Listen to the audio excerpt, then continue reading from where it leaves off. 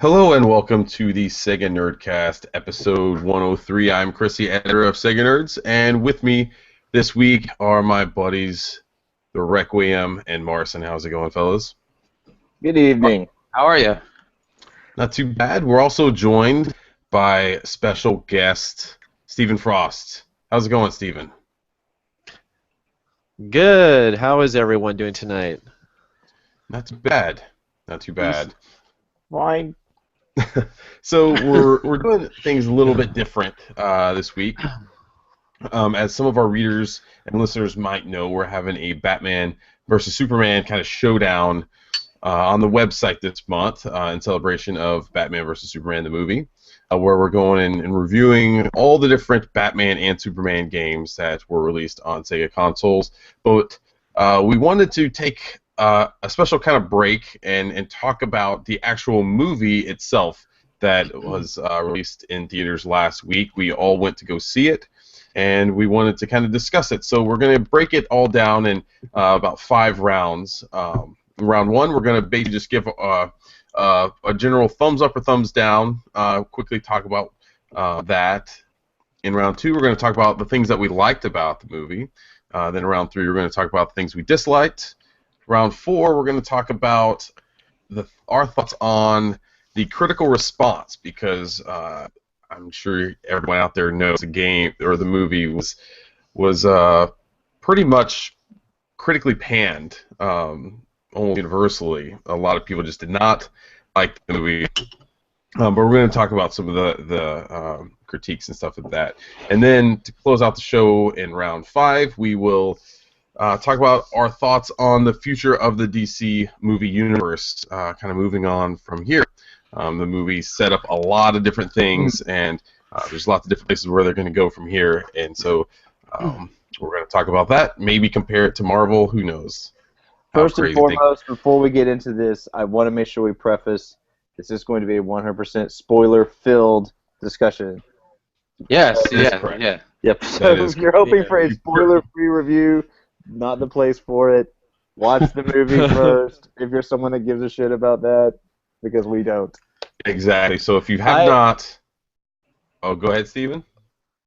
Oh, I just want to say something for which I just wanted to shout out, because I think you guys appreciate too this, but I have a couple friends who are very diehard Batman, Superman fans, and what was great about my first showing is that the two of them, I have to do a shout out to BJ and his brother, but they basically reserved a theater for it. Wow. And so they decided, being the big fans that they are, they bought out an entire theater, and then they invited some close friends. Yeah, so it was great because it was the best viewing for that. It's because they're so diehard that they didn't really want to deal with the lines. They didn't want to deal with the kid in like row 3 who keeps getting up and down and What kind of format so it was a did great. you see it in?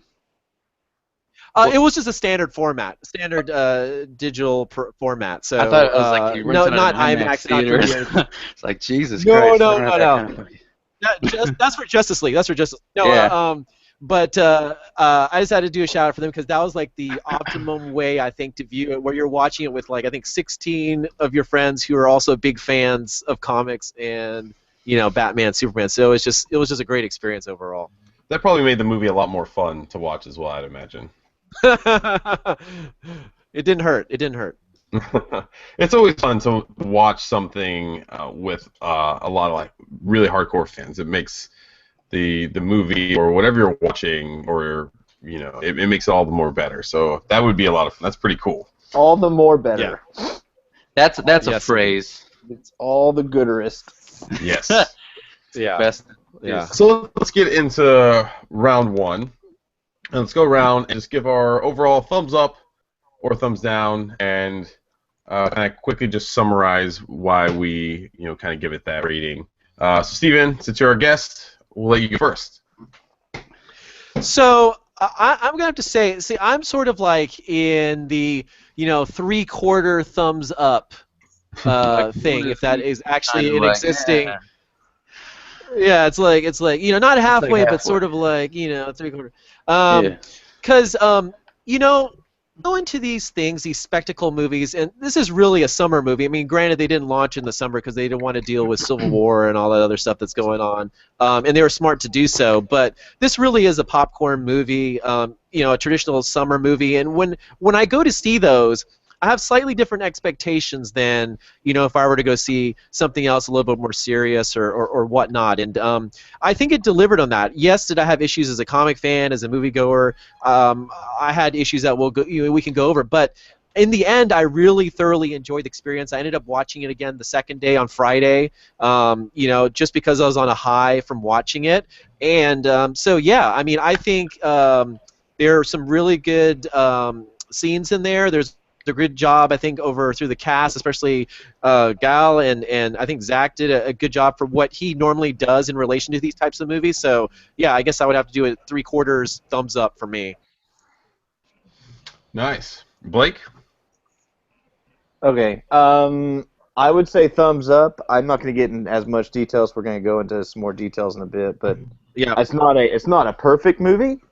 But my issues with it, as I've considered it over the weekend and everything, I saw it Friday night. My issues with it are more nitpicky. There's a lot of little nitpicky things that add up to quite a bit. But overall, I still think it's a thumbs up movie for me. Fair enough. And Marson? Yeah, I would say I'm like the others. It's not like an amazing movie, but it's not. I don't think it deserves to be panned like the critics have given it. I mean, and then I was sitting next to like this one other person that just got up and said, "It's a shit," and then walked out of the movie theater. But yeah, I was like, dude, how do you walk out of come that? on. Like, seriously. Kind of like now I understand, it looked a little convoluted at times, like they flashed back, flashed forward, like you said, Chris. Yeah. You mentioned before that you weren't sure if you were in Gotham or Metropolis or whatever the hell they were. Sometimes they had like these issues, but I thought it was good, and I wasn't like one of those people. Maybe that's why I wasn't affected by it. Was the over-analysis of the trailers when they released it, and they were watching it like 10, 15, 20 times.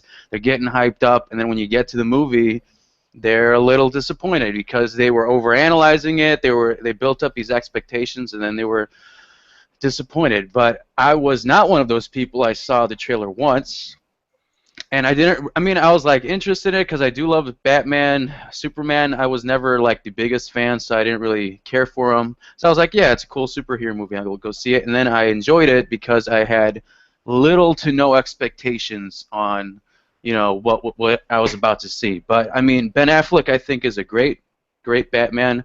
Henry Cavill, I don't know how you say his name. He's a great Superman. Amy Adams, great Lois Lane. Yeah. I even like Jesse Eisenberg's Lex Luthor. Like, I know there were people who didn't, enjoy his performance, but I think it was a spot-on, like, crazy Lex Luthor. Like, I'm pretty sure that's how he was portrayed in the early comic books. Not so much, the rich, suave billionaire, person in the later iterations that they've released. But yeah. That's my long-winded. Yeah, I'm sure we'll come back to his performance at some point during the discussion. Yeah. So you gave it a thumbs up as well? Yeah. Okay. I think I'm going to give it a thumbs up as well. I went into it knowing very, very little about this movie. I tried to stay away from all the trailers. I didn't read any articles about it. So I mean, the most I really knew about it was the cast of Ben Affleck, Jesse Eisenberg. I didn't even know who Gal Gadot was or anything about her as Wonder Woman beforehand. That's true. I forgot about her. Yeah. And so coming into it, like I said, I didn't really have a lot of expectations. Coming in and reading or seeing just all the negative stuff going on Facebook, it kind of put me in a place where I set my expectations kind of lower. I wasn't coming in expecting to be blown away, but at the same time, I didn't think it was going to be as bad as everyone was making it out to be, because there was a lot of people that were just talking nonsense about the movie who hadn't even yet seen it. So. Mm-hmm. it was just kind of weird to see all of that, and it made me almost kind of think that it's just one of those things that it's a weird thing what happens on the internet and social media where people just almost get this like hive mind where it becomes like trendy to either hate on something for whatever reason. They're And, looking for those likes. Yeah, and I think just this some sort of like appreciation. I call it the neo-gaff syndrome in a little bit, where it's like you like, if you go and if there's a certain mentality and a vast majority of it is starting that way, the single person or a small minority who comes in to try to say something opposing to that just gets moshed most of the time. So it's really hard to to come in there and try to go against that giant wave that's already established. I remember going on NeoGAF a long time ago and telling everyone about how awesome Binary Domain was and how they should all be playing it, and everyone got really mad at me, and I got banned from NeoGAF from it. It was really weird. But yeah, going back to the movie, before we get on to the next round, like Marcel, like you were saying, just kind of overall, I think the movie struggled a little bit in the early part, maybe like the first act or so, just kind of establishing itself and where it was going. There was just so many different storylines kind of working at the same time, and there were times where I just didn't know where we were at, in whether it was Gotham or whether it was Metropolis. I didn't realize until there was an aerial shot of both cities that the cities were like next to each other. It was, and I had never known that at all. I don't know if that's like canon from the comic books, if they're that close to each other, or what.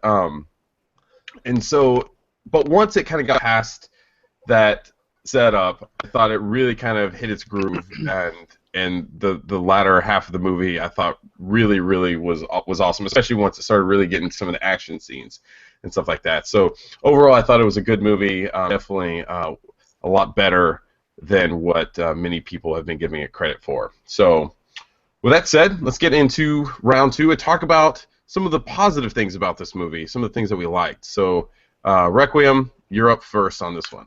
Okay, so stuff that I liked. All right.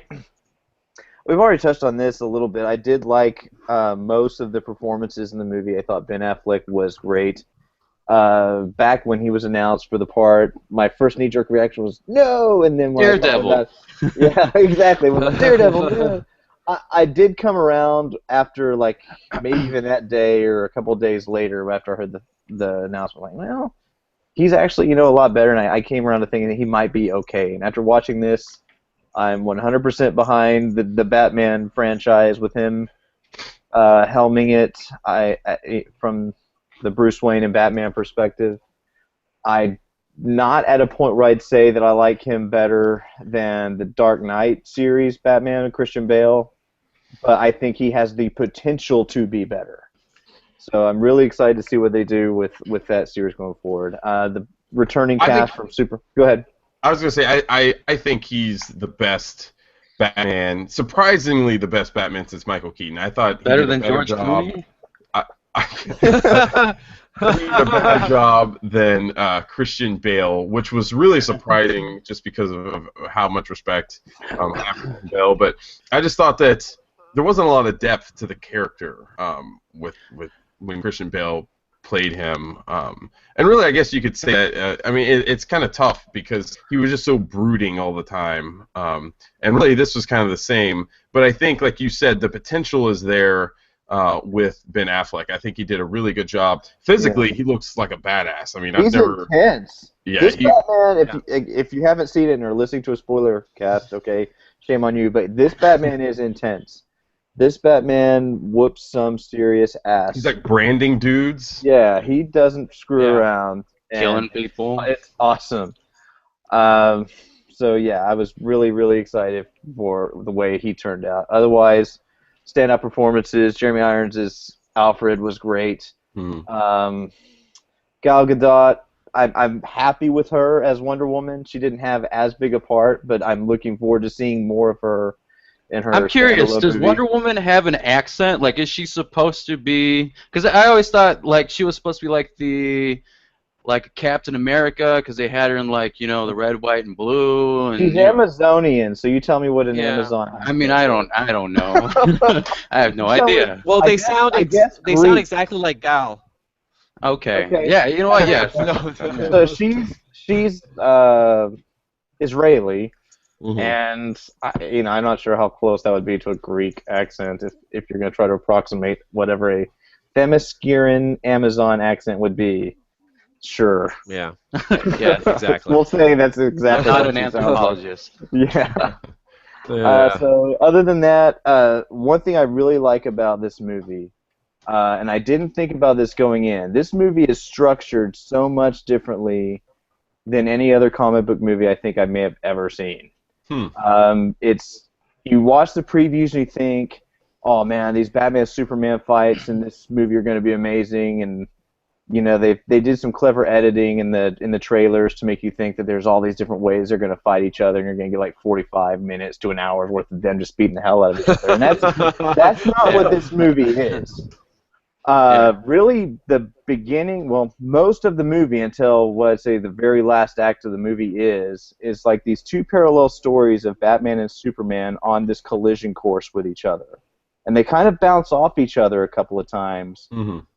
Whether it's Clark Kent and Bruce Wayne, or once as Batman and Superman, but they don't butt heads yet.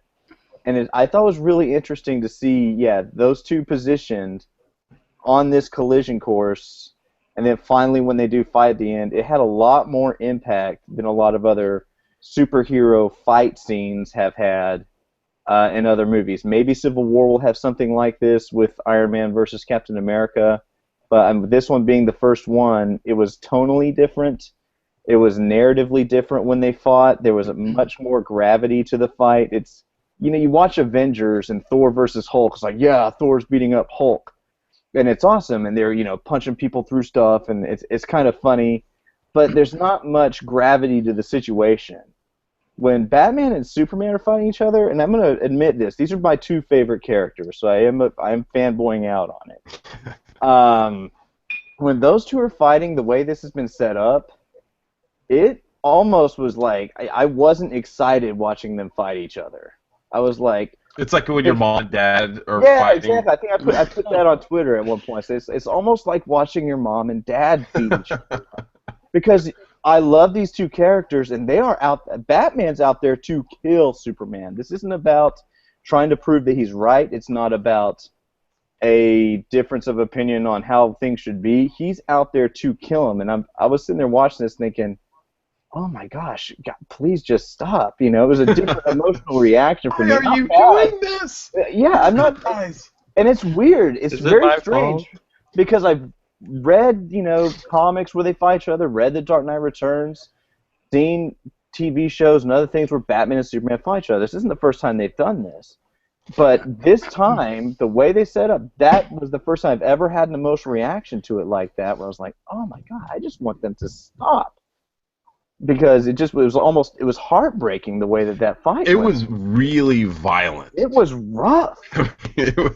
They really took it to like the 10th degree with that fight. I was really impressed. And you're right. I think everything you said, like all the build up that led up to that one battle was really awesome. I think one of the interesting parts about the movie too, and kind of to add on to what you were saying about it, there really wasn't any humor in the movie. There wasn't a character that kind of gave that comedy and brought that like levity to the movie. It was from the very beginning. It was a very serious tone, and it kind of kept that throughout, and even ended on a more like somber note. And so there wasn't any of that. So it kind of kept you in that emotional state throughout. Well, with the exception of like Jeremy Irons' Alfred, because he occasionally had a little sass to him. Yeah. He had a couple of lines here and there that were, they weren't like Marvel, like they're having banter. It wasn't like that really, but I wouldn't say, but it was dark. Like it was the antithesis of a Marvel movie, But that's good. I don't want it to be a Marvel movie. Like make your own film, and don't copy it just because Marvel's movies are successful. Do your own thing. But yeah, sorry for interrupting. Requiem, did you have anything else to add on to Well, I will touch on something Martian just said. As far as other characters, I do think they tried to inject some humor with Perry White. I think he was funny. He's very, that's Lawrence Fishburne's character. Mm-hmm. As the boss, as Clark's boss, as Lois's boss, I think he was funny in his commanding role of telling them off, especially telling Lois off when she's trying to, get better airline tickets and stuff. I thought some of that was kind of funny. They did interject a joke with Superman's mother when Batman rescues her at one point. Oh yeah. So I mean, there's a little bit of it, and I think that. But it wasn't like slapstick, like you get. No. It's still not anything on the level of Marvel or something like that. But I think this is also the reason why they chose to do Lex Luthor the way they did, because if they had the heavy-handed businessman, that most people who are fans of the comic know as Lex Luthor in this movie, you would have had this very flat, everyone in the movie would have been this very angry, brooding character, and I think that's why they decided to do Lex Luthor the way they did it. But I do want to point out, Lex Luthor in this movie is Lex Jr. He's Alexander Luthor, who is a different character from the comics. That's not the same character that everyone knows as the bald Lex Luthor, green and purple armored suit, that sort of thing. So I think I kind of wondered about that because he talks about his dad building the business. Right. It implies that he's dead. But I suspect very heavily, I won't guarantee, but my suspicion is that the real Lex Luthor, Lex the father, is at some point going to show up in this universe. In whatever form, who knows? But I have a feeling that he will show up and will be cast as someone else. This other guy. Why did they shave his head Jesse Eisenberg. I don't know. That doesn't make sense. I don't know of any prison that shaves your head when you walk in. Well, it made me think that that was his transformation into kind of the Lex that we. Yeah, that's what I thought. And that may be what they do. But I mean, Alexander Luthor, Lex Jr. is a different character. He was the Lex Luthor in the comics during the Death of Superman Doomsday fight. So that may have also been why they put him in it at this point, because of the Doomsday fight at the end. But I suspect that's why they did it. They didn't want to have their heavy-handed, bald, Bryan Cranston fan favorite cast as Lex Luthor in this movie, because it would have made it too flat. It would have made it too dark, and they wanted something else in there to liven the mood. Were they successful at that? Well, I haven't got to my dislikes yet. But maybe it was successful in breaking up that broodiness. But as far as the character goes, we'll talk about that in a bit. But that's it. That's it for me. Steven, you got there for a minute. What were some of the things that you liked? I have to agree. I really liked most of the characters. The ones that carried over for Man of Steel, and and I think that Affleck's portrayal of Batman was really good. I had a good feeling. You always look for those people. Those people who are sort of like the underdogs and being cast for these roles, and it's kind of like Chris Evans when from the Human Torch to Captain America and things like that. Like people can learn from some of the mistakes that they've had in the past. And so actually from the beginning when they cast him, I had really good feelings, and I thought that he was going to deliver on something really good for Batman after the lessons that he had from Daredevil and just being in the not video games. I'm jumping here to the movies industry as a whole. So I'm really happy with this performance. Across the board, I think it was a good selection of casting of people. I think that the end result, as far as the battles and the sequences, were really done well by Zach, and just the direction, everything. I mean, he's been good at that. He's been doing comic book, stuff for a while now, so he knows how to kind of capture that kind of flair and those camera angles that you love to see in the panels of comic books. So I thought that was really good. I liked how they tried, with what they could, to delve a little bit more into the sort of the characters and their their sort of motives for doing stuff.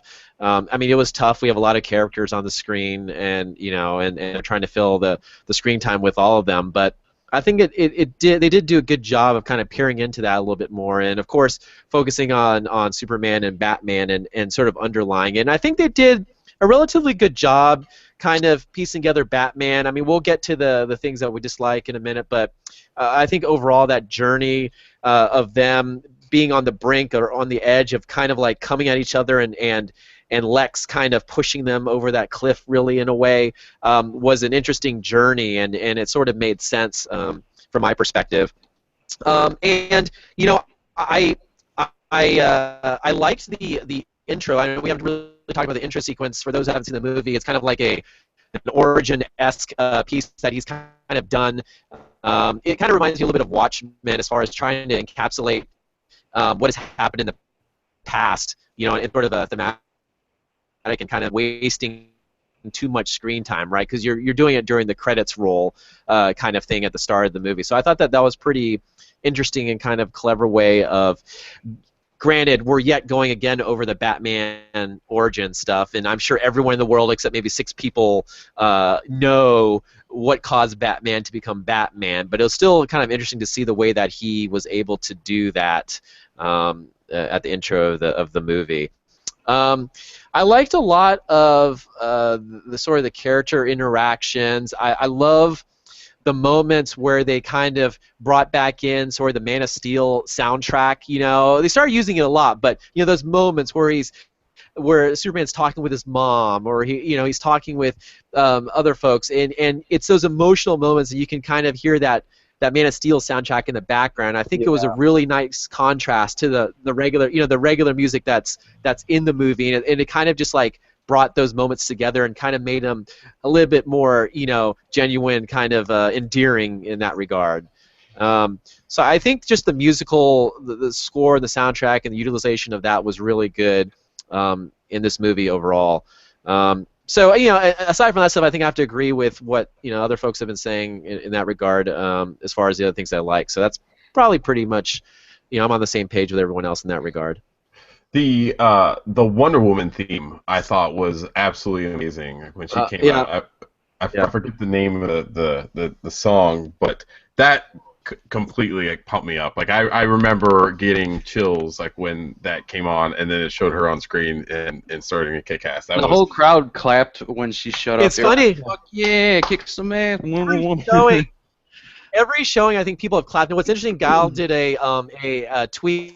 Sort of like a Q&A today for Wonder Woman, and one of the people on Twitter what did you think of that song? And she only knew the music when she saw sort of the final cut, I guess, of the movie, and she also said that when she saw it, she was just so like pumped when that music kicked in. She's saying I couldn't stay still. I was so kind of excited by that. So that was kind of interesting to hear from her. That's pretty cool. So, Steven, you touched on a little bit about some of the shots and some of the ways that Zack Snyder kind of shot the movie. What were your thoughts on kind of how they played into the kind of Messiah style with Superman? There was a lot of kind of really like slow motion shots, and they really played that angle up quite a bit in the movie. Do you think?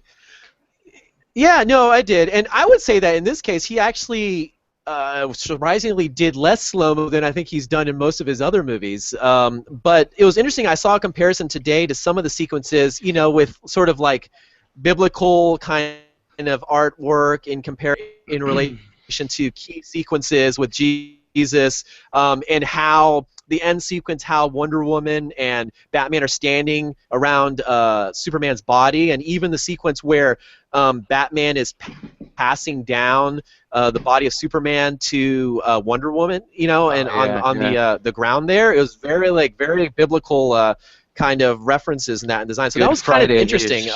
And so.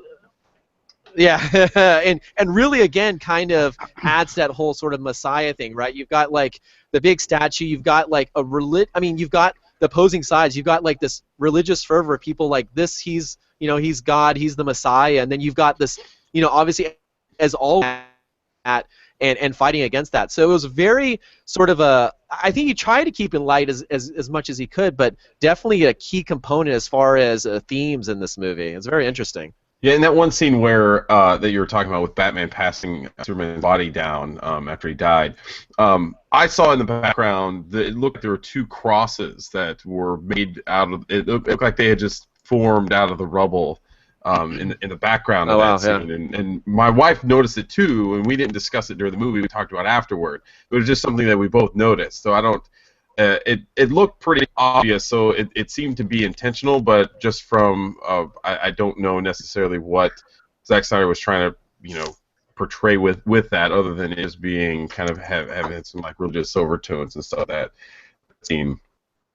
Yeah. But one of the funny things I thought that I kind of enjoyed about the movie was the underground fight scene. I don't know if you guys remember that when. Batman is trying to get into the kind of the Russian mafia when he's trying to kind of infiltrate that. Do you guys remember that scene? To save Martha, or which? Oh no.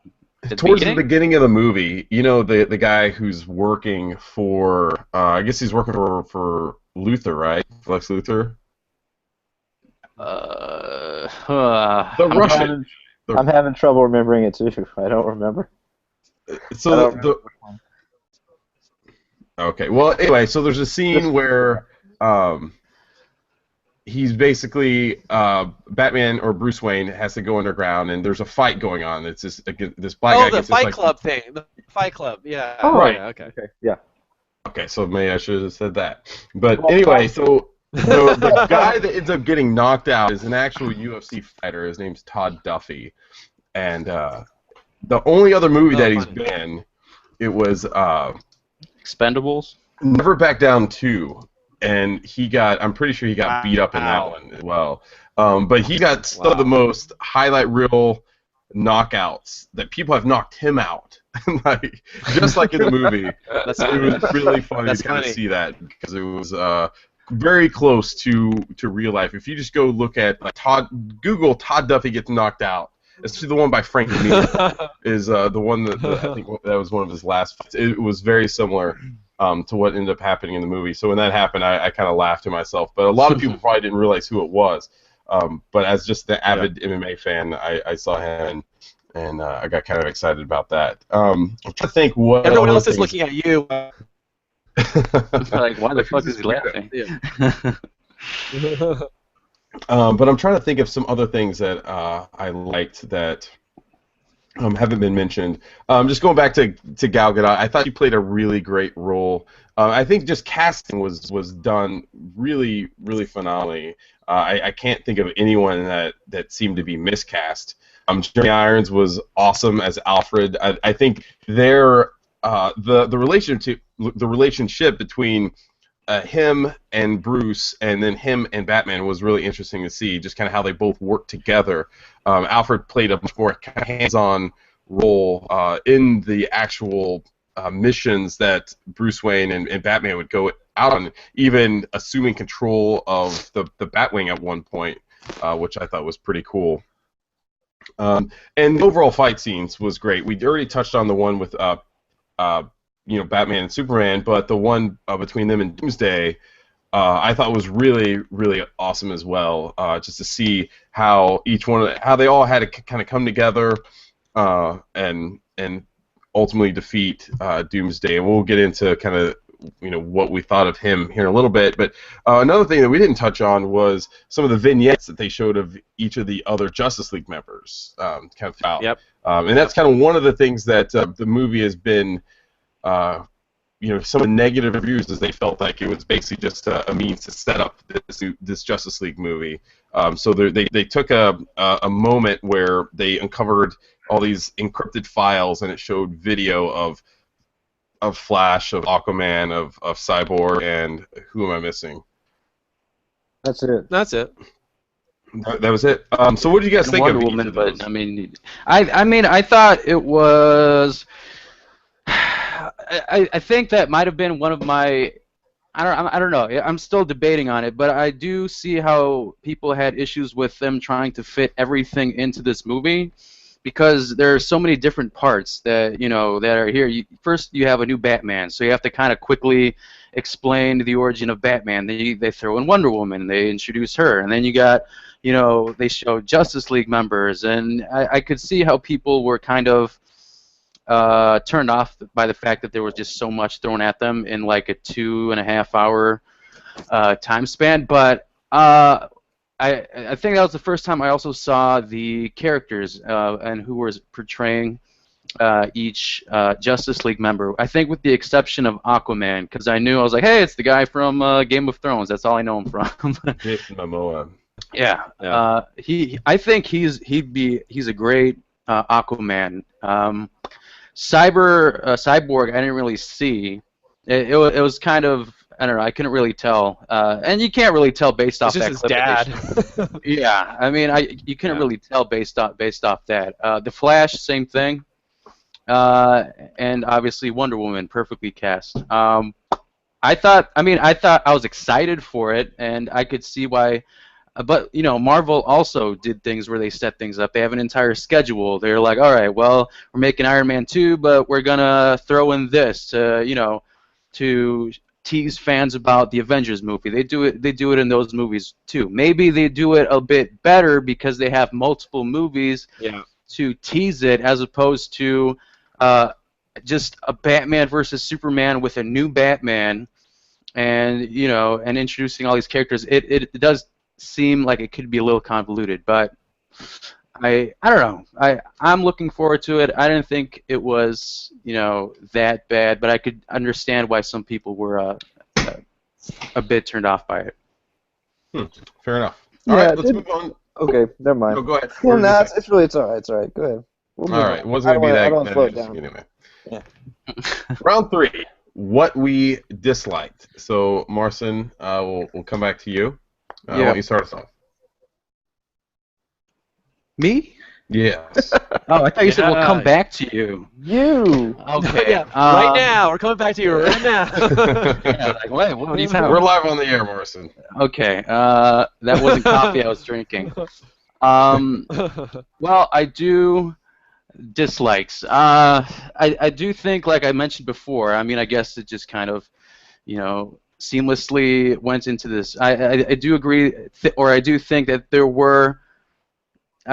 I could see why there were people who were mad because they had so many things thrown in it. Like I said, Dark Knight Rises came out in 2012-ish, 2013, and then 3 years later, you get a new Batman movie with a new Batman, and then you have to kind of tell his origin story because it's Ben Affleck. It's not. How the fuck did I just forget his name? Christian Bale. Jesus Christ. Yeah. Christian Bale. But I do.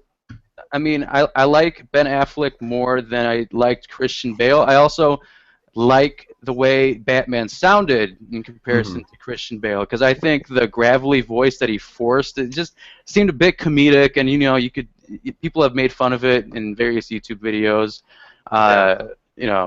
And I like that the way they explained why he got that type of voice. Disliking it, like I said before, like I've been like saying bits here and there, at the beginning.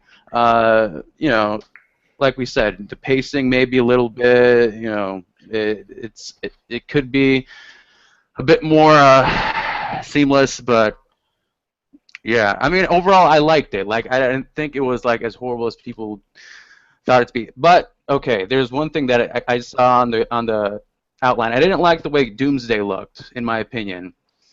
I thought he looked like a Lord of the Rings reject. That's what my wife said. I think everyone Like says a cave that. troll. He looked like an orc. Yeah. So I thought, Cave troll. yeah. I was like, you could have done a bit better on Doomsday. Okay, one other thing, and now some shit's coming back to me.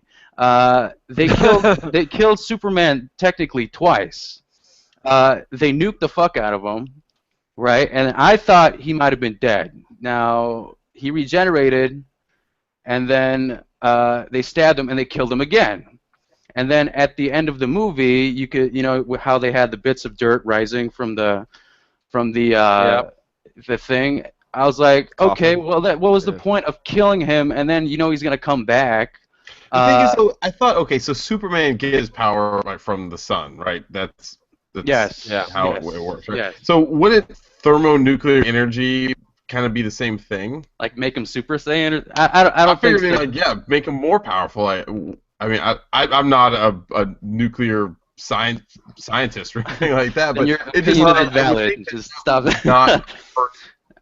Yeah. I think Okay. you're thinking too deeply there, Yeah, man. you're thinking too deep. Maybe. We're not scientists here, but I think.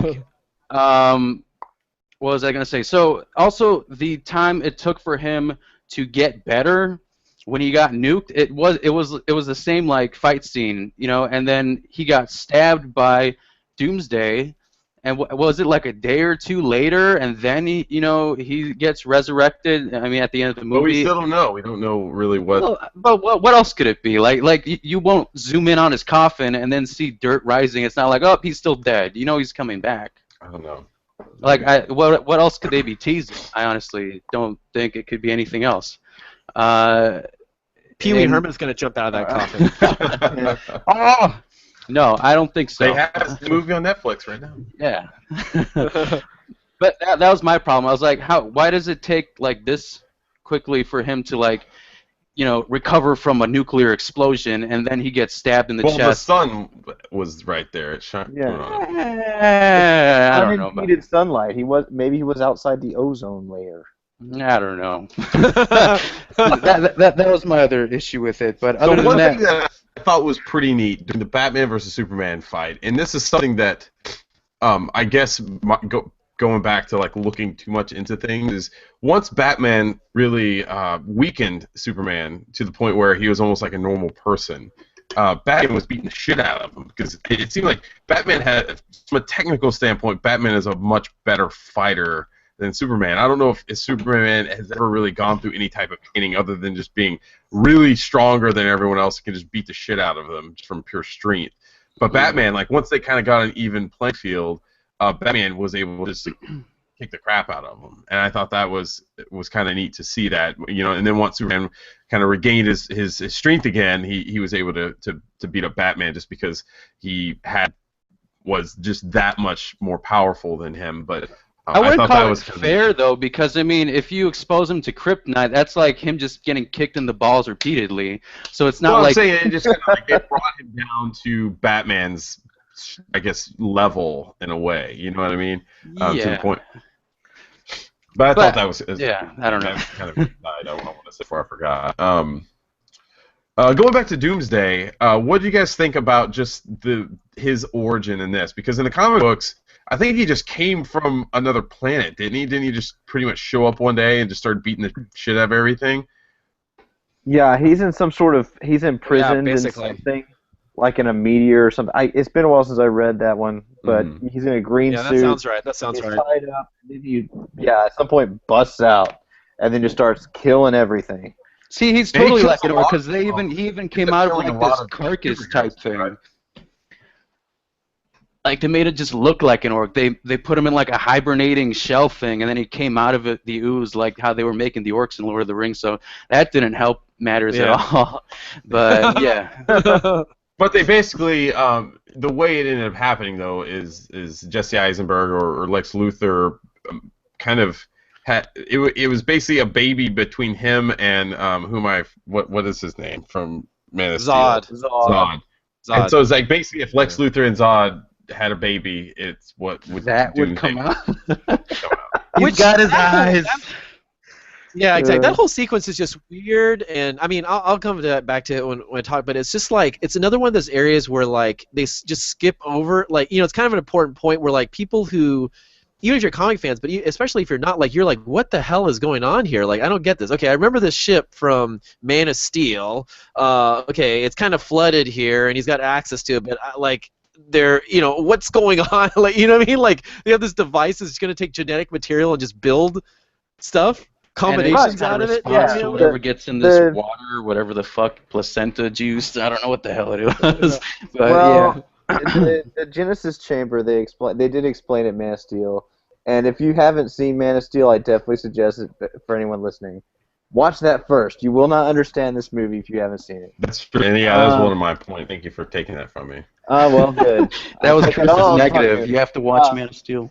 No, I like Man of Steel. Anyway, so the Genesis Chamber, yeah, it takes genetic information and then creates essentially artificial people out of it. They explain that a little bit at the beginning of Man of Steel because Clark Kal-El was naturally born, and on Krypton, Kryptonians weren't naturally born for centuries, and they kept yeah, that's right. They had the tree. Yeah. They kept that codex, which included all of the genetic information for the entire race of Kryptonians, and that's where they generated their offspring from. And that's what that whole movie was about, was trying to pull that from Clark and put that information back into the codex so that they could respawn Krypton on Earth. But are you really buying the whole part where Lex just hacks the whole thing by peeling off Zod's fingerprints? That's so James Bondish. And then, and then he goes in and he's like, tries to convince the computer to make that, to make Doomsday, and they're like, "Oh, we can't do that." It's like, "Well, everyone's dead, so you should do that." And they're like, "Okay, we'll do that." She's like, "Duly noted. All right, let's start." It's like such a. I didn't quite love that, but again, that's a nitpicky thing. That's not a big thing that I think really affects. That's because comic book movie moment to me. So it's just another one of those. Going back to, because you kind of touched on if you hadn't seen this movie or hadn't seen Man of Steel, you're going to be lost in certain areas. I had watched a little bit of Man of Steel. I think I watched maybe the first part of the movie. Hadn't finished it, but I ended up going back and watching it later that night on Sunday when I went to go see it. You're right. You definitely need to go see Man of Steel before you go watch this, especially just given the opening scene, which I thought was a really interesting way how they did it. They just basically took awesome. Bruce Wayne's perspective on the battle in Man of Steel, where Superman is fighting Zod and just destroying Metropolis. Yeah, and that's great. To the point where it ended up. I think they took down. Was it Wayne Towers? Is what they.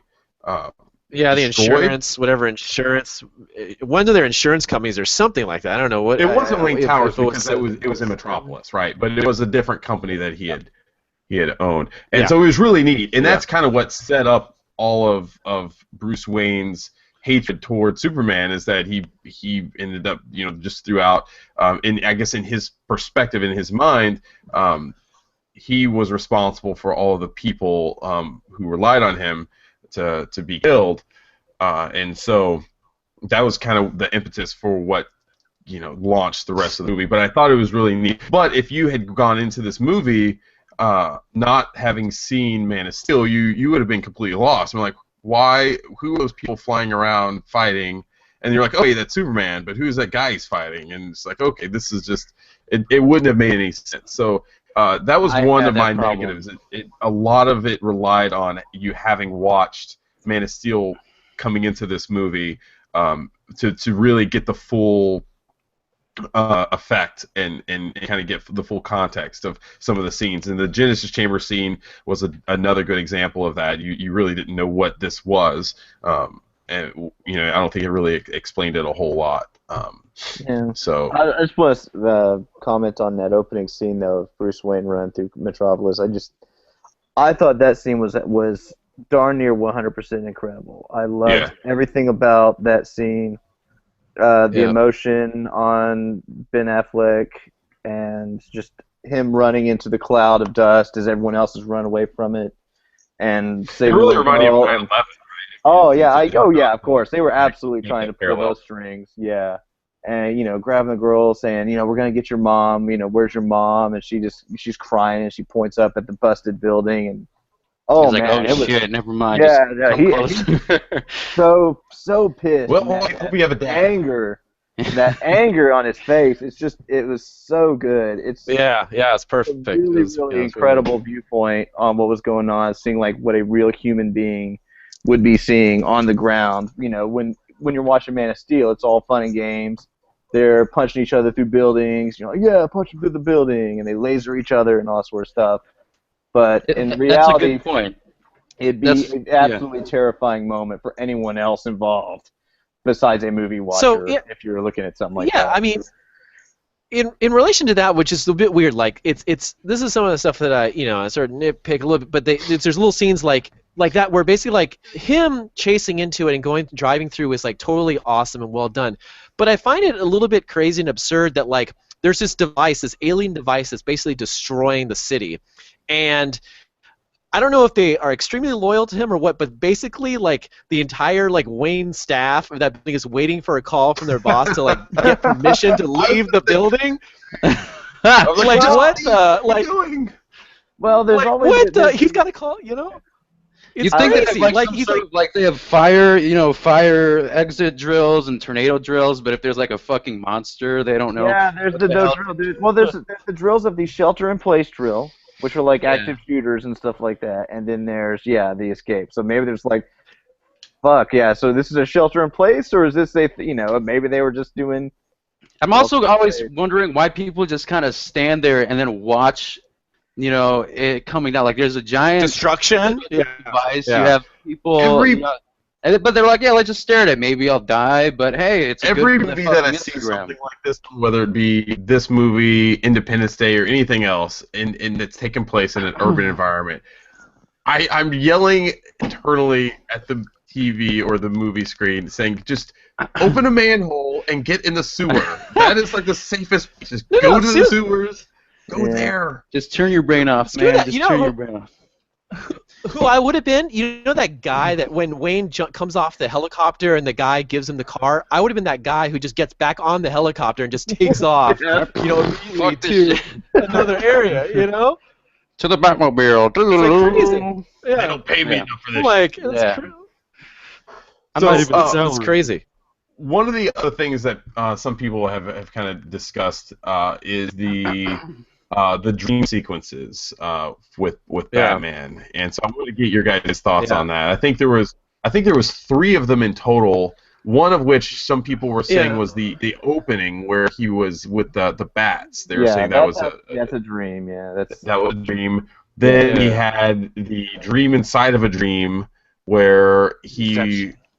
I guess it's up to interpretation whether the second one was a dream or if it was reality. But he's dreaming that was when we get to see Trenchcoat Batman, which I thought that costume looked pretty cool.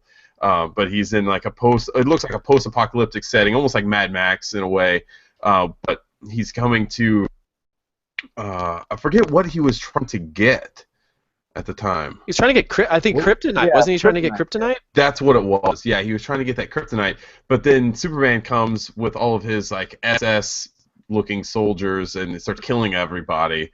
And so this is what a future would look like if Superman went bad, which kind of continued to build on that distrust. And then he woke up, and then the Flash comes, back in time and gives him this message that I think he said something like he has to save Lois or something, but then he's she's the key. She's the key, which I assume ends up meaning that at some point Lois Lane in that timeline, which you had just previously dreamed about, something is going to happen to her, which would turn Superman evil and cause him just to start killing everybody. Which this is kind of what I took from it, at least. Yeah, there's some imagery in that scene that is that represents Darkseid, a major DC Comics villain. The parademons is what they call them, the winged guys that came down and started snatching up all the other soldiers. Those are minions of Darkseid. And so I assume, since they seem to be working with Superman, what they were trying to imply was that they were working together, that Superman and Darkseid had somehow taken over the planet. There was a episode of the animated series, of the Superman animated series, where Superman goes into an alternate universe, or Lois goes into an alternate universe, where she's dead, and that exact same thing happens. Superman goes completely authoritarian and takes over the planet with Lex Luthor, and it's a lot like that. So I don't know if that's what they were trying to imply. It's going to happen in a future movie. I think in Justice, that story is similar to that one as well. I don't know the details of it.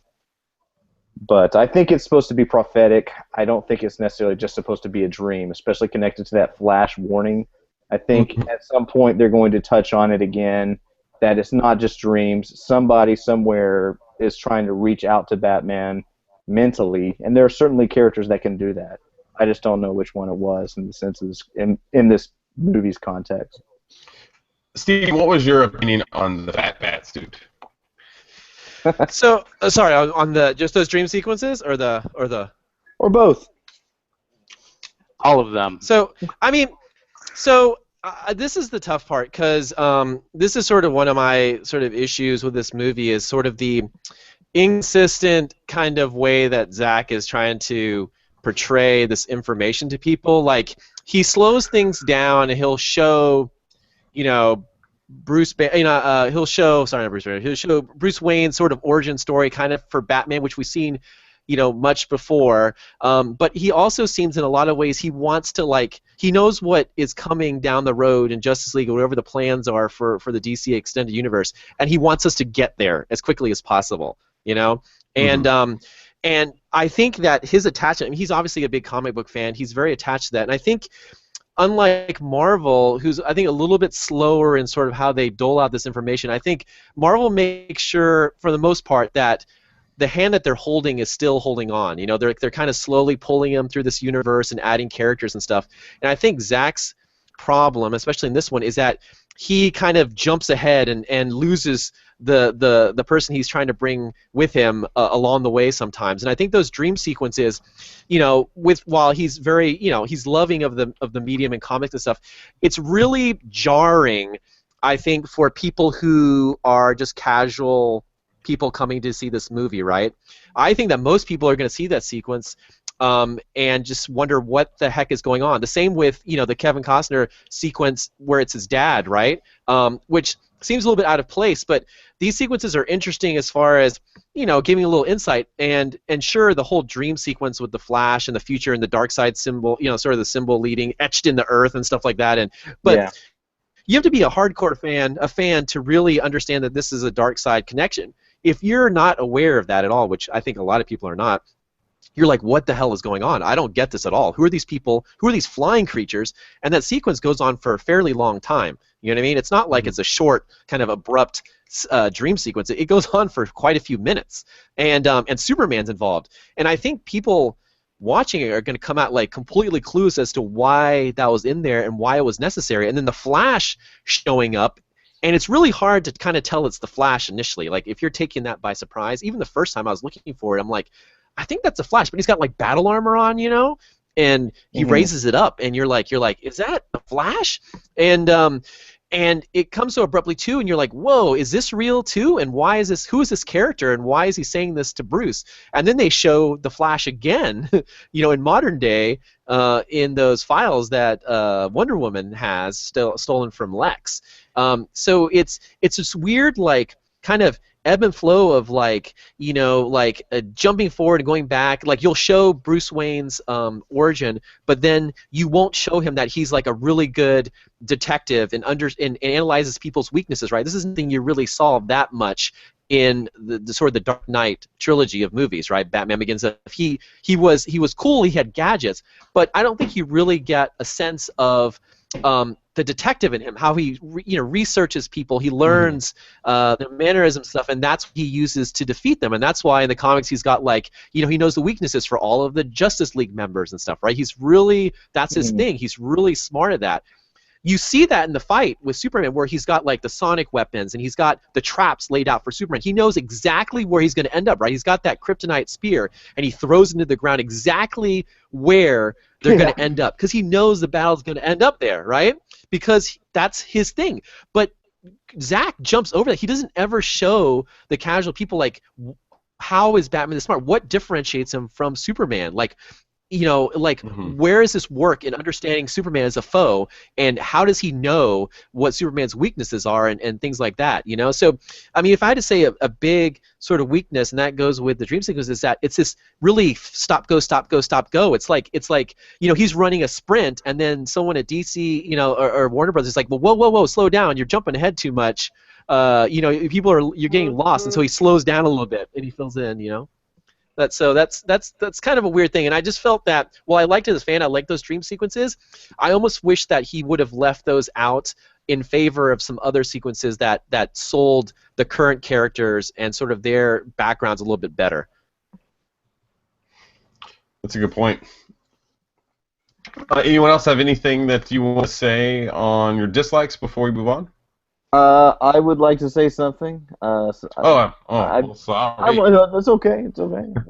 I'm raising my hand, but no one can see me because I don't have video. Anyway, yeah, I'm not going to labor the Lex Luthor point too much. I think we've kind of talked about him a little bit already. And there is one other thing that I want to say that my big failing for the movie, like I said earlier, I think there's a lot of nitpicky things that you can talk about, but yeah, there's one to me as a fan, the large failing of the movie was how the death of Superman at the end was handled.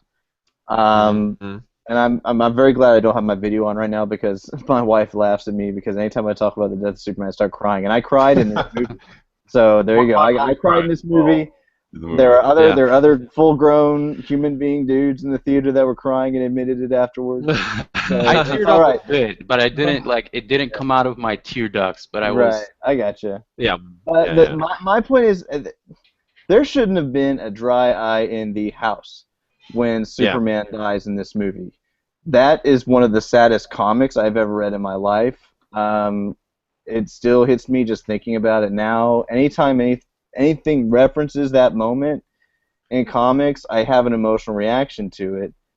And because not everyone else did, I kind of feel like they did something wrong. And I think a lot of what they did, people will point to, well, this was too early, they didn't have enough Superman movies ahead of time, people didn't get to know the character. And maybe they could have established it that way, but I still think within the context of this movie, even within the context of that fight, they could have at least pulled out all the stops and pulled on the heartstrings a lot more of the audience than they did. You know, he goes out there. First of all, the fight takes place in this abandoned porch or wherever they were at night. Yeah. No one's around, of course. No one else is around. No one else sees it. So it's like a tree falling in the woods. Isn't that kind of funny though? Because isn't that what Lex's whole purpose was? Is to show the world Superman was just a man, and none of the news stations were reporting that. They were all showing video of all the shit that's going on in the building. Right. So first thing, they should have had a camera crew there. They should have had a helicopter flying around shooting it. And with people massing around their TVs, you know, I think the sun should have Batman and Team Superman. Yeah, something. I don't know, but for the Doomsday fight specifically. Because they're tearing shit up and stuff is blowing up and there's all kinds of crazy stuff going on. So yeah, you would think that they'd be at least trying to put something on there to be watching what's going on. And I think if you got those reactions of like the people around Metropolis or wherever they are watching those moments on TV, maybe showing some of like the douchebag protester types who are watching and they actually seem concerned, you know, the ones that are protesting at the Capitol. That sort of thing, I think that would have helped sell a little bit that these people really care about him, because up to that point, you're not really sure how the mass population feels about him. I totally agree. There's so many little moments that they set up in that last sequence right before he dies. It's like, you know, as a fanboy, I know, like, I could have done it better, but God, if you just had the chance to get that script and write like little things in here, it's like, take this out and just do this and just do this. It would have been so amazing. And I mean, can you imagine, like, if while he's flying towards Doomsday, you know, he's struggling, he can barely fly because he's holding that kryptonite spear, and so he doesn't have his powers at full strength, and he's just done his big goodbye to Lois and stuff, and let's say he stumbles and like hits something, and he's trying to get up, and at that point, Batman's not been doing much during this fight. Because what the fuck is he gonna do? He can't really do a lot. Yeah, so I mean, he's been trying to distract while Wonder Woman was like throwing rocks at him and stuff. Yeah, but I mean, like, think about like if Batman was rushing over to him, like yelling, "Give me the spear, let me do it," and if Superman kind of like stood up and turned to Batman and gave him that little wave off that Superman's father gave him before he died. Like, no, this is mine. I got this. You could even have just like kind of like a little harden back to that whole scene, like you know how to do. Just like just turns around, waves off and then goes forward and then pushes forward. Like it's his to do, and Batman would have reacted to that.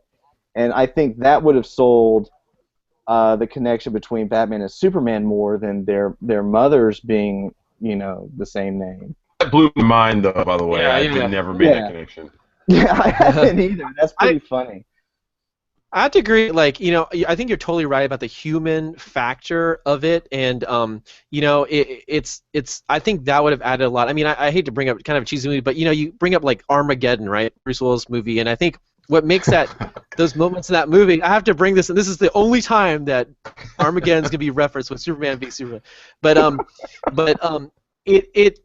it's a world event, right? Armageddon is a world event, and you see people from all over the world, right? They're on their TVs or listening on the radios to see what it is, and you see when the success or something bad happens, you see the emotion on the faces of people all around the world. That should have been the same case here, right? You have no frame of reference. This should be a world event. It's freaking like Superman going against this. You know what I mean? That's like, there's no way the whole world is not watching this, right? There should have been that kind of emotional attachment, and just that single tear of the little girl watching the TV crying or something, or a tear comes down after the death of Superman would have been amazing, because otherwise you get a problem like this is another case where Transformers, where I lost interest in Transformers because there's a scene in Transformers where there's a giant battle happening in the city with Transformers, right? And the camera pans down, and there's a bunch of people who are just drinking coffee in a coffee shop, right? I'm like, how can you have this giant battle going on, and it's just like there's people who are just drinking coffee. There's no attachment to the battle at all, and I think that's what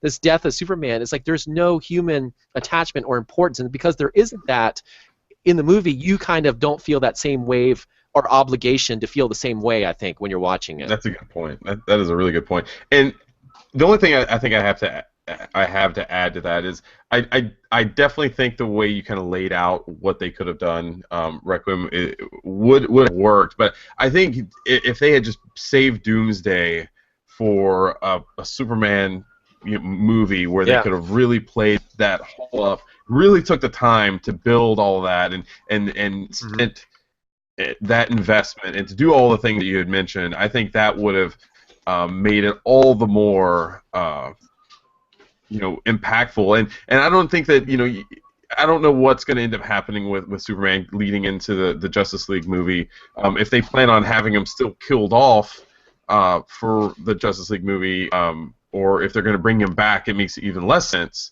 because they could have just brought him back for that movie and then maybe killed him off in the next Man of Steel movie or whatever that's going to end up being. We'll talk about it more. We get to round 5, I guess, as far as like what we think about the DC universe. I think I don't have a problem with Doomsday now, and I don't have a problem with him dying now, given what I think is going to happen as far as the DC universe setup is going forward. So we'll save it for then. Very well. Fine. Let's go into round 4 then. Yeah. What we think of the critical response. So, as probably everyone listening to this knows, I mean, the movie got really bad reviews heading into it. Let's just see. I think at one point I looked, it had like an 11 or something like that. Right now it's a 29% rating on Rotten Tomatoes. What is it right now? It was great. 29. It was 39. It was great because I was 29. watching this like 29. 29. I think it was on NeoGAF where like as it kept dropping, they were comparing it to other movies. Like, oh, it's past the Shadow. now it's like it's Pootie Tang, and then like now it's it's worse like than Paul Blart Mall Cop and Super Mario Brothers has a higher Rotten Tomatoes. I was like, there's no way this is worse than Super Mario Brothers. I think that's fucking ridiculous. And Paul Blart has a higher rating. Like, but that's all the people same jump on the policy that hate people do with video game reviews, though, too. They're like, oh, actually, IGN gave, like, Metal Gear Solid a 7, and they gave, like, Wii Sports a 9. It's the same, thing with that. It's that logic doesn't work, but, and so, there's just an overwhelming, and I really don't understand where this came from. I don't know if it almost seems like Zack Snyder is kind of the director that everyone's loving to kind of hate on these days. And I don't know if you guys see that, but what was your, I guess, overall reaction and some of your thoughts heading into the movie before you went and saw it, but you saw all these negative reviews in the days ahead. For who? I don't want to Whoever go wants first. to I've been talk to talking it. a lot. Someone else go first. I'll jump in there. Like, I was shocked. Like, I was almost laughing hysterically. I mean, it obviously happens in the games industry, it happens in any other industry where there's reviews sort of thing, but it's just ridiculous. And I can only imagine Zach, like, if he's looking at the scores, he's like, seriously, what the, like it's just unrealistic, and it's just bonkers. And I don't really, it's really tough to understand what causes that. Like, if like people forget comparisons. I mean, it's not like Marvel has a perfect record with movies, right? But even their sort of movies that I've disliked the most, like, whether it's like Iron Man, 2 or 3 or whatever, whatever things that I sort of dislike, it's like those are not even close to the level as far as lowness in reviews as this. And people say, oh, it's a conspiracy theory, people love Marvel stuff, but it's got to be more.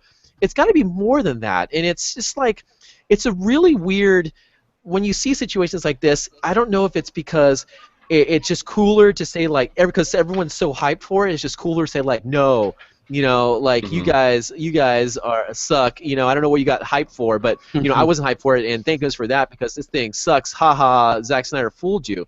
But the scores that it has now is absolutely ridiculous. Like, even if you have some problems with that film, it is still a solid movie. I mean, it's not like it's like really jarring anyway. You know what I mean? Yes, there's pacing issues and content issues and just things there, but there's nothing in there that's so, like, offensive or so bad when you compare it to the history, even recent history of bad movies that have come out. It's like nothing.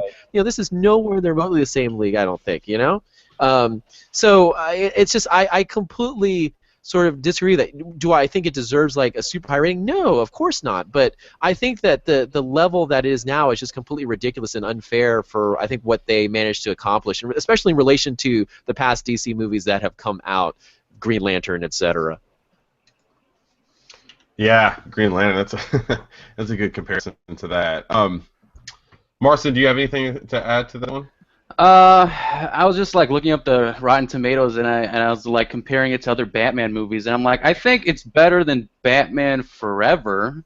It's absolutely. And Batman Forever is like not that far off from the reviews for that. And I feel just really bad for Ben Affleck, because I know he wanted to be like, man, I'm gonna be Batman. I want this to be a better performance. Yeah. And then he gets hit with this shit. And I'm sure you guys have seen the the video that went around with the I don't Simon want and to watch it. I feel Garfunkel. bad. I don't want to see it.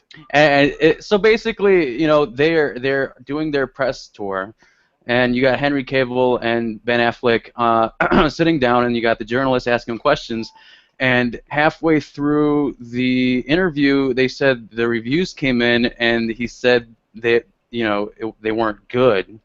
And then it basically just quiets down, and then Simon and Garfunkel's Sound of Silence starts playing, and then they just start slowly zooming into Ben Affleck's face. He's not saying anything. He's just looking off, like, to the far right corner, probably like to the corner of the journalist. And then while they're just slowly zooming in, like, Henry Cavill's talking and explaining, to him, and they're just zooming in on his face, and Simon and Garfunkel's. Yeah. I assume it was a knock at Watchmen because it was Zack Snyder's movie too. But yeah.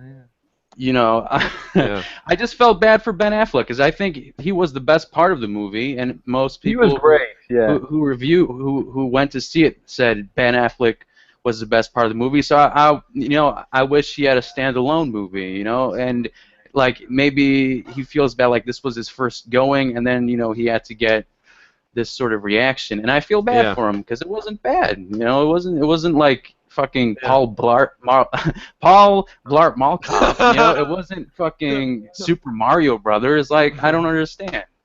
So yeah, that's my. Yeah, I've seen on Twitter and other social media stuff, and I kind of cringed, Stephen, when you mentioned Transformers, because I've seen people say that they think, they're talking like this is the Transformers of superhero movies. I'm like, what movie did you see? Because that's absolutely not that bad. I mean, okay, I did enjoy this movie, and there are aspects of Transformers as a fan of the old cartoon show that I like, but I recognize how horrible that movie is, objectively. This is not one that I watch, enjoy, and then go, that one's still pretty good, and then I feel like I'm turning those blinders on completely, because I feel like I can do that. Recognize that it's flawed, and it's absolutely flawed, and it's absolutely not for everybody, and it's absolutely not for kids. Don't take young kids to see this movie. But it's still enjoyable. It's got a lot in it that's really amazing. There's a lot of really, really, really good stuff in this movie. It's just peppered with some really weird things. I think it's almost like rallying points of criticism points, like, oh, Lex Luthor does this Jolly Rancher thing, and that's just really crazy. And likening him to the Joker when he's not that over the top, but it becomes the new meme. And then Transformers of superhero movies becomes the thing, and people keep just hammering this same sort of, a bumper sticker sort of narrative about this movie, and I just don't. I think it's just a bandwagon thing as far as social media goes. I don't understand the critic response to it, but I don't know. I don't know what kind of movie they thought they were going to go see. Like I said, it's not the happy-go-lucky Marvel movie. The fight was different. The pacing was different. The type of story they were trying to tell was different. It is cluttered as far as the amount of information that's in it. And so, that's a complaint, but I don't think it derails the movie to a 29% level. Mm-hmm. It's crazy. I do like the way that they just took a completely different approach to the movie than from what Marvel is doing. And I think it's a smart way to do it. If you're going to, build this, and we'll talk more about this in the next segment. But if you're going to do this, I think it's a smart way to go. And I think a lot of people, like you said, they came into this, and I think they had the expectations that it's going to be a Marvel superhero movie, and it was not that. And so, because it wasn't that, they just decided, okay, it's not Marvel. It doesn't feel like Marvel, then it must be bad, rather than taking a more objective look on it and kind of looking at it on its own merits and saying, like, okay, it doesn't do everything right, but it's also not completely bad and wrong either. And I think that's definitely where it kind of ends up there. And I just think, like, what we already mentioned, it became one of these things that it's just trendy to hate on, and everyone just kind of started doing this bandwagon thing with it. But the good news is that it did fairly well in the box office. I think it ended up doing really well. Yeah, he's crying into his money. He won't give a fuck after this. Yeah, I mean, I don't feel sorry for Ben Affleck too much. Well, it'll be interesting to see what the drop-off is this weekend. It was interesting. Like if the critic stuff carries forth and it was the marketing that made this weekend, or if it has still a pretty decent, strong weekend this coming weekend. Yeah, because that was one of the important things, that because I think they spent a considerable amount of money on marketing this movie, and so that was one of the things. Is the movie just going to be too big a fail? Are they putting too much money into it, or is the negative reviews and the reviews of fans coming out of the movie, is that going to affect it, the word of mouth and that kind of thing? And so it's going to be it's going to be really interesting to see and see how that might impact the series going forward. And then here soon, Suicide Squad is going to be coming out, which I think has a much smaller budget than this movie. So if it ends up doing if it ends up making more profit, or if it does something comparable numbers-wise, it'll be interesting to see if they change any kind of focus, or if they decide, okay, we're not going to do separate movies for each of the characters of the Justice League. We're going to focus on some of the more core characters, and then just the Justice League movies or something like that. So is Ben Affleck in Suicide Squad? He has briefly, I think. Appearance. Yeah, Batman appears. I don't remember if it's even him. He may not be. That would be dumb if they didn't, like, they just introduced him and then they'd have another Batman show up. I don't mean that he's like he's another just in actor the suit. Like the show up. actual actor, the actual actor. That it would be a Batman cameo, but maybe he doesn't say anything. He's not a large presence in the movies. Right. Mm-hmm. Maybe honestly, because you've seen footage of Batman or something. Yeah, I mean, he's on the top of Joker's car, at least, unless they're misleading us. So there's at least that scene where, for some reason, when he's with Harley, or I assume he's with Harley, but that Batman's on top of his car. Yeah, okay. That's what I was referring to, yeah. Yeah, I haven't seen that preview, I guess. Yeah. All right. Let's go into round 5 now, unless anyone has anything else they want to say there. Are we good? I'm looking forward Yeah. to Suicide Squad. I think the cast for that is also really well done. I think Harley Quinn, who is played by... I forgot her name. Shit. Either way, the actress who plays Harley Quinn, Christian Bale. Thank you. Yes, there you go. No. Margot Robbie. Sorry, she looks like Margot a great Harley. Robbie, yeah. She looks like a great Harley Quinn from the trailer. Really, really, really good. Really good. Really good. And I am curious about Jared Leto's Batman because based off the trailer, it looks like he's going to pull off a hell of a performance. Yes, right. Will Smith, I don't know. Will Smith. I'm not a big fan. You know, Will Smith, I think, is not because I dislike Will Smith, but it's just that, like, I just felt that a lot of the casting of the other characters was really good, and it was like, oh, we need to have someone here who has some, you know, maybe more clout or more something. We got to get someone for the lead, so let's get Will Smith or someone. But it just seemed, I don't know, it was kind of jarring to me, you know. And I think I would have been happier. Like, I'm concerned for him being in it for some reason. I don't know why. Are you afraid he might maybe overshadow like everyone else? Yeah, maybe, or they're going to feel that they're going to have to give him too much screen time or something, you know, versus some of the other characters. I would have been happier if they cast someone else of a similar level, some of the other characters, actors, you know, for Deadshot's role. Danny you know, Glover. Happier about them. Danny Glover. Marlon Wayans. Yeah. Predator 3. He was pretty. Wait, he was Blank Man, right? So he's been in some great movies before. Yeah. Wesley Snipes. But I'm excited. I'm excited about that. In some ways, I'm more excited about Suicide Squad than I was about, you know, Batman v Superman. And I think it's because, you know, I don't quite know what to expect. I know the comics really well. I love the comics. But, you know, going to Batman v Superman, you can kind of... Zach's done a lot of movies before, a similar line, you know, comic book adaptation or things. You kind of know what to expect a little bit, even though he kind of turned it upside down in some ways. But I think Suicide Squad is sort of a little bit of an unknown in ways. But I think it could do really well because I think there's going to be a lot of people who's like, oh, yeah, these are a bunch of bad guys. It's kind of cool to like the bad guys. So, you know, you can like your Superman and your Batman, but, you know, I'm all about the, you know, Slipknot or whatever, you know, like some of these, some criminals. So I think it has a really good chance of doing really well, I think, at the box office, especially in relation to how much they're spending on it. Why does the Joker have a grill? I don't understand why. Yeah. Because he's OG. He's the OG. Because I didn't watch, you know, I didn't read Suicide Squad, so I don't know. I mean, I know his look was different. I still don't understand why they're doing this or why the government thought it would be a good idea to have a group of villains be a superhero, you know, squad. That I mean, I've never read it, so I don't know. So I don't know if you guys have read it.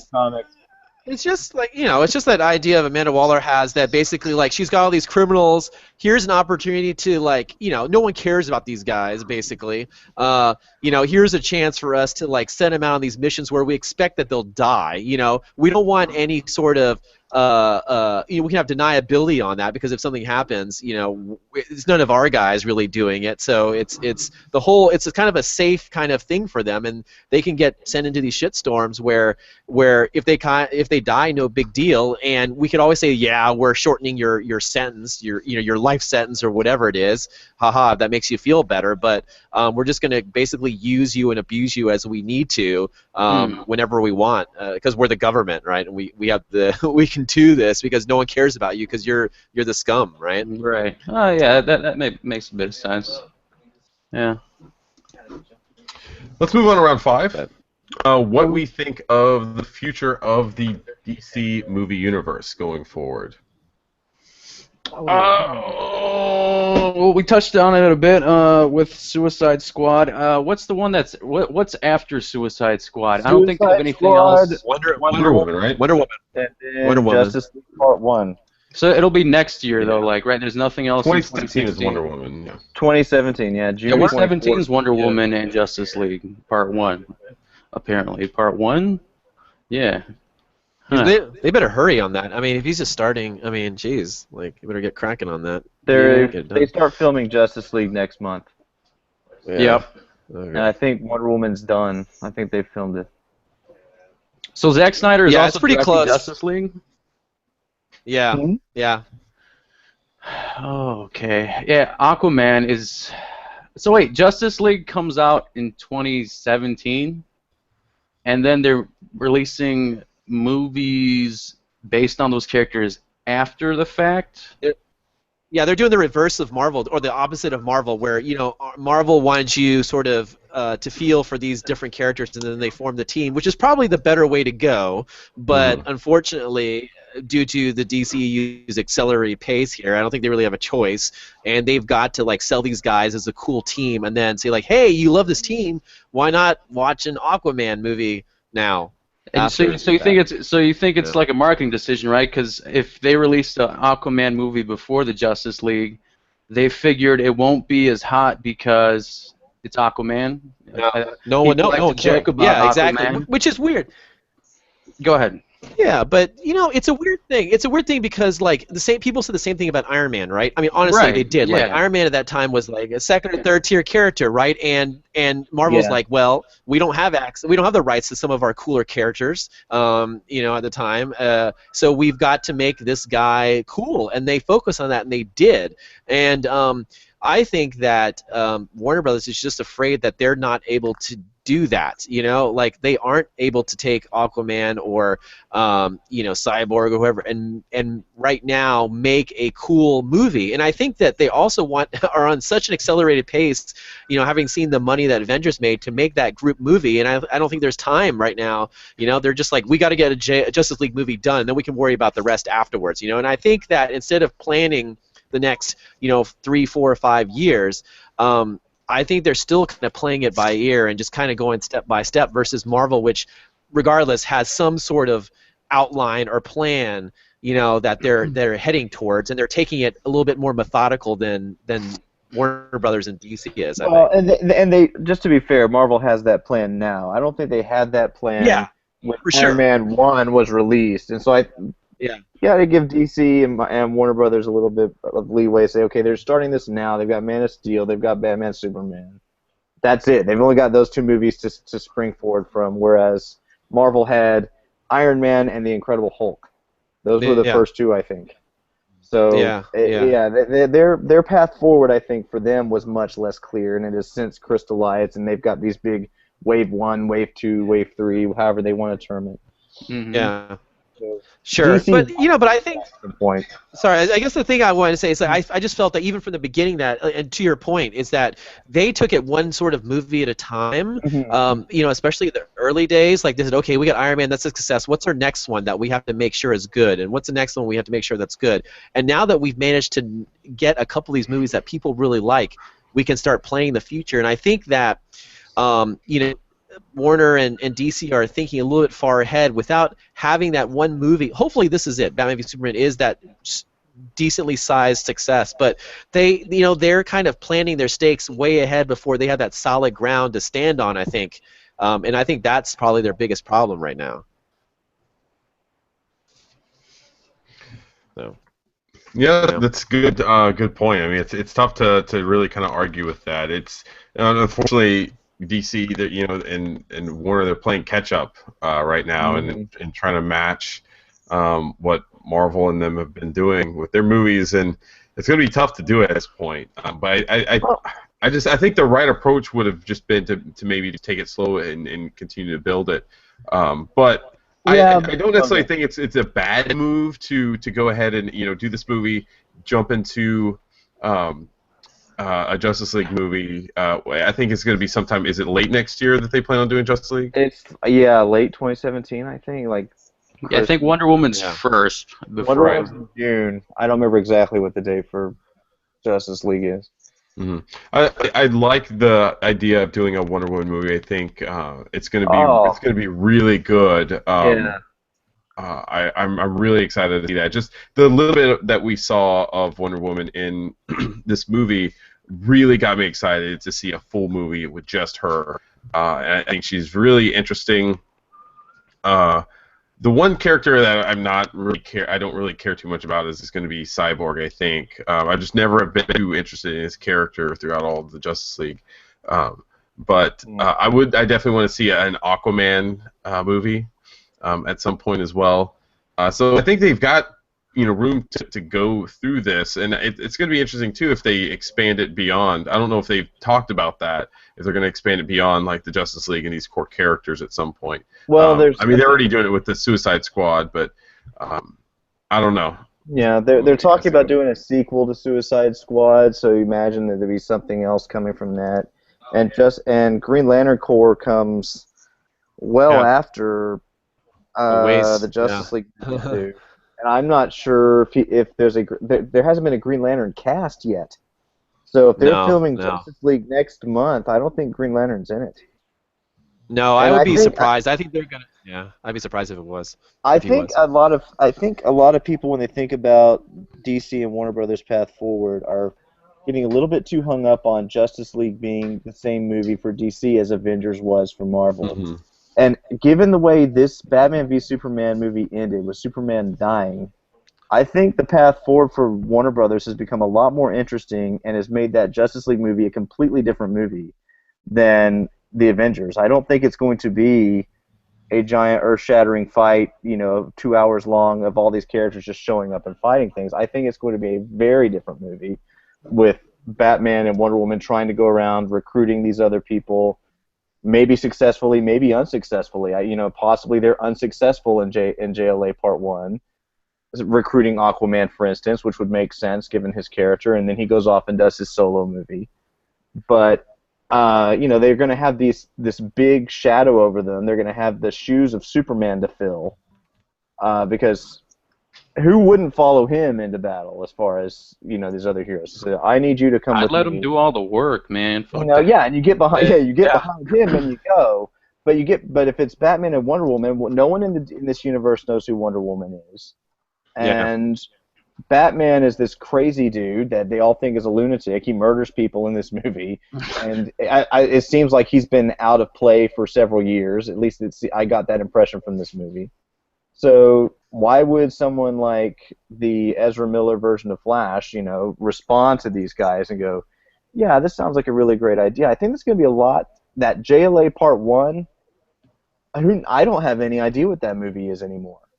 If Superman was still alive and they were going off and doing these sorts of things, yeah, that's what I would expect. I would expect it to be Avengers, except, take Loki out, put in Darkseid, put in the JLA or Justice League where the Avengers were, and that's your movie. But I don't think that's the case at all, and I'm really, really interested to see where they go. I bet you that Superman's going to come back at the end of that movie. I bet you it's going to be like another tease at the end. That's a good. I don't have a feeling about that. I don't know. Yes, there's a story. There's a Justice League book that's called Justice League: The Nail, and it's about the Justice League forming in a It's in a different universe, an Elseworlds book, whatever you want to call it. It's in a universe where Superman never showed up. These other superheroes, Batman, Green Lantern, all these other ones still exist, and they do form the Justice League, but they exist without Superman, and things don't go quite right for them. I don't remember exactly how it played out until at the very end it's revealed that Superman has been on Earth this whole time. He just never came out as Superman. He was just on a farm doing his farm thing and never stepped into the limelight, did what his father, kind of implied that he should do in these Man of Steel movies where it's like, you could be a father or a farmer, Clark. You could just there's honor in that, and that's all he did. That was his entire life, and then he steps into the role at the end of that movie, or into that book. And it wouldn't surprise me if they do something and pull some of that, where maybe he's already alive, maybe he has come back to life. We saw the dirt lift. Maybe you don't see Lois Lane, you don't see his mom. Maybe he comes back and just lives on the farm with Lois and his mother and just has a simple life for a few years while everyone else is doing stuff. I could do a lot less Lois Lane in the next movie. You could do a lot less? A lot less. I mean, I thought she played a lot. She took a lot of screen time. You don't like Lois Lane, or you don't like Amy Adams? She's fine, but I don't know. She's just not that interesting a character to me. I like this version of Lois Lane. She's fine. She's fine. Yeah. You know, like, actually, I wonder. I have one thought, and I got a couple of questions for you that I want you guys to answer. Is like the first one. I wonder if they're going to bother to bring back Clark Kent or not once Superman does. If they're going to want to devote some screen time to the Clark character or not, like, you know, whether was found under rubble or whatever they did, like the comics. So that's an interesting thing if they just decide to give up on Clark Kent. And the other thing I wanted to talking about the future of the sort of the extended universe and Warner Brothers. Do you guys feel like that the sort of lack of Marvel-esque humor should be something that is kind of kept to differentiate these movies, or do you feel that they should probably try to introduce a little bit of that humor and tone down some of that seriousness to keep, you know, some of the casual people, you know, coming along for the ride? And the second thing is, I'm curious what you guys think of like keeping, you know, the DC TV shows very much sort of separated from the DC sort of cinematic universe, if you want to call it that. Like, does that hurt it, or does it really matter in the long scheme of things? I think that the way when it comes to well, let's start knocking them out. Yes. So when you were talking about DC versus Marvel, I do think I'm going to throw in a video game reference. Just keep it like, you know, how Sega was versus Nintendo. One had more kiddie stuff and it was brighter and happier, and then the other one was more grittier and you know, attitude and stuff like that. So I think it'd be a good idea to have the yin to the yang, you know, in an opposite brand, so to speak. I mean, Dark Knight movies worked, and you know, they were successful. So I think they should just continue that sort of tone. Like, there could be a bit of humor, like we saw in Batman versus Superman. There's a little bit of banter, but it wasn't like, you know, like how it was in the Avengers or, you know, or anything like that. There's definitely a difference in tone when it comes to the humor. That Clark Kent question that you answered, did they put him in an obituary, or was it just he's missing at the end? He's in the newspaper. He's in the newspaper. Like, basically, Clark Kent, right, is like when he opens up the newspaper, he's like Clark Kent missing or gone or something like that. Yeah, and they have two funerals. They have a funeral for Clark on the farm. I assume they expect he's dead. That's the body that's buried is Clark's, and they bury him as Clark Kent. Oh, but yeah, that's true. The family knows it, right? The public. But okay, first of all, does in the movie, do people know that Clark Kent is Superman? No. Or no. Okay. No. First of all, people are no. fucking stupid because he just has to turn off the glasses and he looks obviously like Superman. Like, I've never understood that, Well, and like, I still don't get It's just, you don't ask. That's like the Jimmy Kimmel. Have you guys seen the Jimmy Kimmel skit? I watched that. Yeah, they were like, he showed the deleted scene. He's like, yeah, you're Superman, aren't you? Yeah. He's like, what are you talking about? He's like, and you're Batman. He's like, and he's like, look, he's like the Superman. He's like, no. He's like, he put the phone over his head. He's like, yeah, you're Batman. Yeah. So yeah, it's like hilarious. But yeah, because I was like, okay. What do you think about the? Yeah, go ahead. No, but I was curious what you thought about like the separation of the TV and the sort of the movie universes. If that is good for them, or do you think they should try to join those together? Yeah. Well, that's a good question, because on the Marvel side, when they make a TV show, I don't think those even interact with the movie characters, right? They're their own thing. So they never made like they're not making a Jessica Jones movie, and they're not making a Daredevil movie, as far as I know. Are they? But there's lots of references. But there's lots of references. They talk about, like Jessica Jones. They talk about the Avengers New York battle, and they do a lot of referencing, trying to make it feel like it's the same universe. Where it seems like DC is almost deliberately trying to make it feel like it's, you know, separate. I do feel like I might prefer it a bit more to be connected, because, you know, they have the Flash, and it's a different actor in the TV series. They have someone else. I was disappointed. Yeah, I was a bit. Yeah. I do agree. I think when it comes to TV and movies, I think they should link them together. If you're going to make the Flash, just use the Flash in the frickin' TV series, you know? Unless there's some sort of issue or something. I think everyone really likes that version of the Flash, so it's going to be hard to swap for some people. They like the Grant Gustin Flash. Yeah, but I agree. I hated what Zach said. Which is basically like the people were asking him like why you didn't use Grant, and it's like because basically he said that the tone of the movies is very different than the tone of the the TV shows. I'm like, well, but you look at the TV shows are still kind of dark. Arrow is dark, especially dark. I mean, yes, Flash on TV is a little bit lighthearted at times, but it has some very dark scenarios with their villains and stuff. So I kind of disagree with Zach, sort of like if that is the reason that he's officially toting, where like the tone of the cinematic universe is different from the TVs. I don't really see it that way, Yeah. Well, he No, may I want to agree. do something different with the Flash. I expect that Ezra Miller's version and rendition of him is going to be very different than the way the character's played. I think one of the things that you asked is about the humor of the characters or the humor of the movies. I hope that both a Cyborg and Flash being introduced to these guys will lighten the mood a little bit, especially Flash. So I'm Yeah. Yeah. Aquaman will be a very solemn force, the kingly, ruler of the seas and all that sort of thing. And Batman's never funny, and Batman's always dark, but he's funny in comparison to other characters. That's when he can be funny, when played off against someone who's a little bit off color from him. So that will make that interesting. So I'm hoping that they do play on that, and the Flash is an opportunity to do that. It's hard to know what they're thinking, but I think they still have opportunities to do that in their own way without necessarily having to be Tony Stark standing with his arms wide in front of a giant explosion, making jokes about sleeping with women and all that sort of thing. Yeah. All right. And I killed it.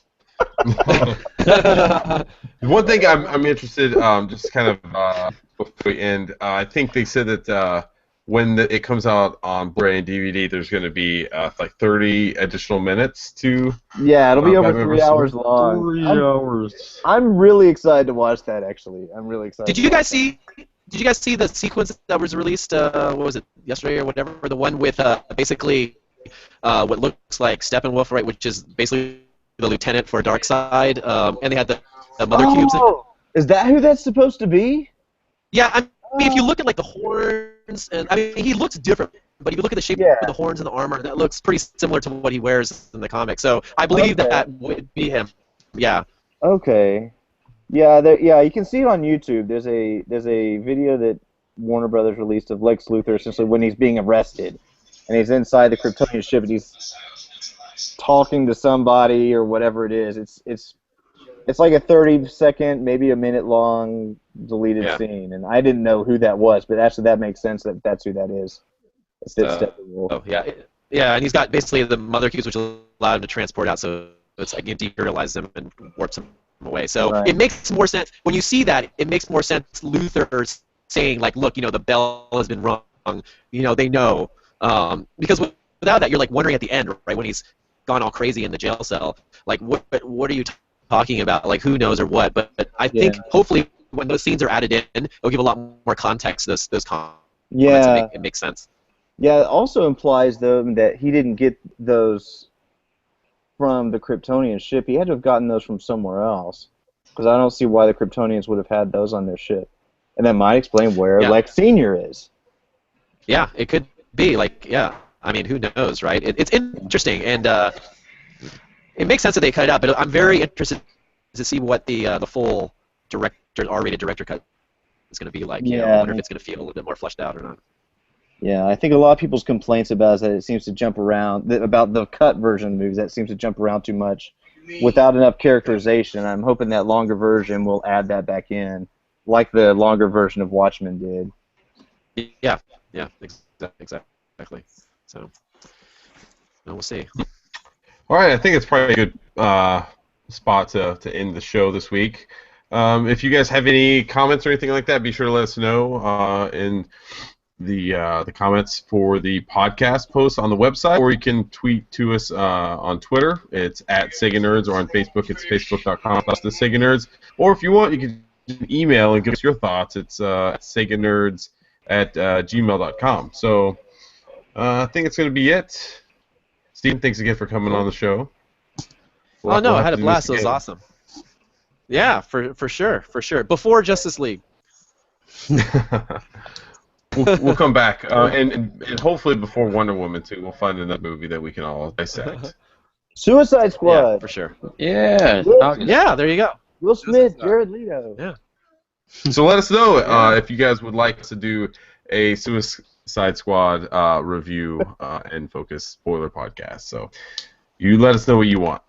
So all right, that's gonna do it for this week. We will be back next week. Take it easy.